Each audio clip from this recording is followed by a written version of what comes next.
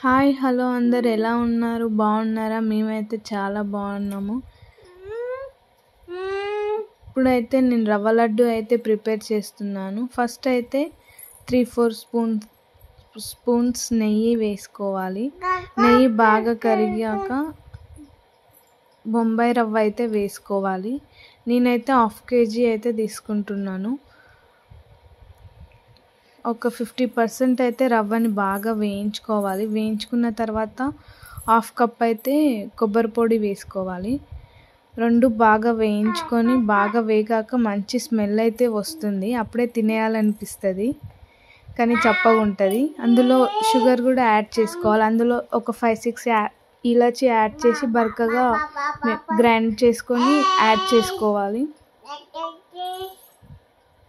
అలానే పల్లీలు కూడా కొన్ని వేయించి పెట్టుకొని బరకగా మిక్సీ పట్టుకొని అవి కూడా యాడ్ చేసుకోవాలి.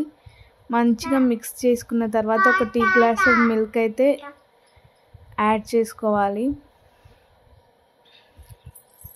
2 టేబుల్ స్పూన్స్ నెయ్యి కూడా వేసుకోవాలి. నెయ్యి బాగా వేసుకుంటే చాలా టేస్టీగా చాలా బాగుంటుంది, సాఫ్ట్గా. ఇక కొంచెం గోరువెచ్చగా ఉన్నప్పుడు లడ్డూలాగా చేసుకోవాలి.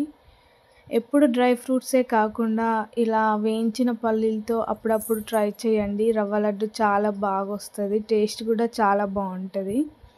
ఇలా ముద్ద చుట్టుకోపోతే ఇంకో టీ గ్లాస్ పాలైనా యాడ్ చేసుకొని ముద్దలాగా చుట్టుకోవాలి. లడ్డూలన్నీ ఇలానే చేసుకోవాలి. ఒకసారి అయితే ఇలా ట్రై చేసి చూడండి, చాలా బాగుంటుంది. నచ్చితే లైక్ చేయండి, షేర్ చేయండి, సబ్స్క్రైబ్ చేయండి. Please support me. Thanks for watching.